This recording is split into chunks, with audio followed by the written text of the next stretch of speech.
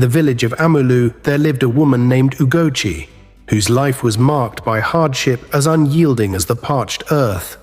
Her tattered clothes clung to her thin frame like faded memories, and her small hut stood as a monument to despair, with its leaking roof and walls riddled with cracks. Ugochi's nights were spent on the cold, bare floor, where she curled up against the biting wind, whispering prayers to the ancestors for deliverance. By day, Ugochi toiled tirelessly, fetching water, washing clothes, and laboring on farmlands for meager pay. Yet no matter how hard she worked, her palms remained as empty as her belly. The women she grew up with, her Anedi, were now married with thriving families, their children's laughter filling the air. Ugochi, however, had no husband, no child, and no solace. The villagers whispered behind her back, branding her with cruel words, "Aru, cursed." Even the men avoided her, fearful of her supposed bad fortune. One afternoon, as Ugochi knelt by the river scrubbing her threadbare wrapper, she heard the crunch of footsteps behind her. She turned sharply, her heart thudding. A tall woman stood before her, adorned in a flowing red wrapper and glimmering jewelry. Her presence was otherworldly, her skin radiant under the sun. "Nwanyi Oma," the stranger said, her voice smooth and commanding, "I am Adaku. I have watched you, and I know your struggles." Ugochi's eyes widened. "Who are you, and how do you know my name?" Adaku smiled faintly. "Let us say that I have seen what others cannot. I have come to offer you a way out." Ugochi's skepticism was tempered by curiosity. "What do you mean?" Adaku reached into a finely woven basket and pulled out a heavy bundle of shimmering coins. "I will pay you well, but you must do something for me. Collect old undies from the villagers. Any kind, any condition. The more, the better." Ugochi blinked in confusion. "Undies?" "Yes," Adaku replied, her tone firm. "Do not ask why. Simply bring them to me by the river each moonrise, and your life will change."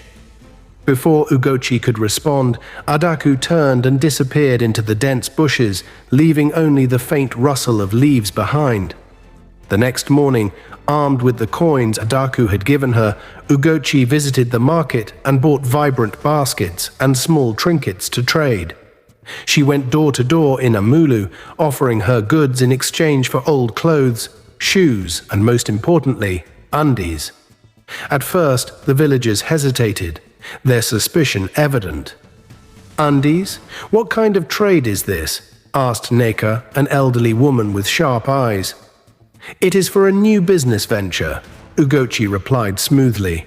"If you have any undies you no longer need, I'll trade you for this fine basket."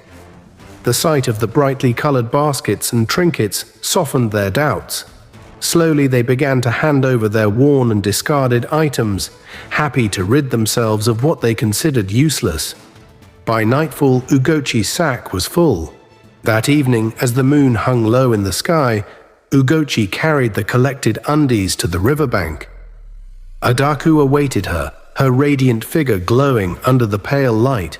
Without a word, Adaku took the sack, handed Ugochi another bundle of coins, and vanished into the shadows. As the weeks passed, Ugochi's fortunes transformed. She repaired her hut, dressed in vibrant isi agu, and even began to host small feasts. The villagers marveled at her sudden wealth, but grew increasingly curious about her mysterious trade. "How can she make so much money from old undies?" they murmured. One night, driven by curiosity and envy, Chibueze, a young hunter, decided to follow Ugochi.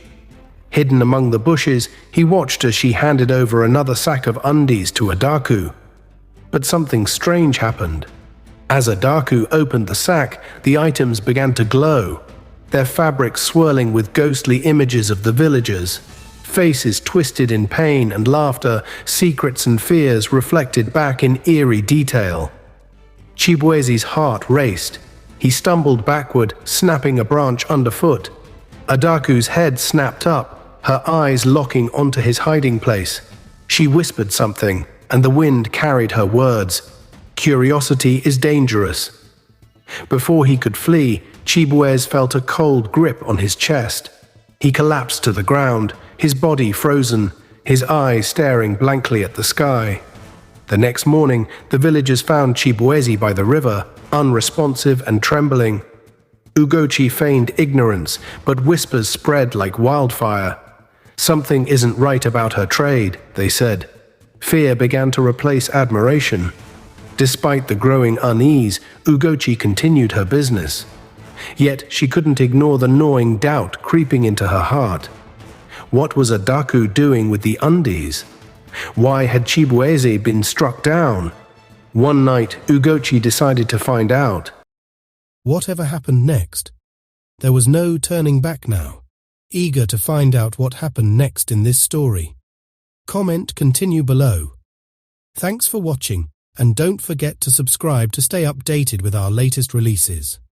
We truly appreciate your love and support so far. Let's keep the fire burning.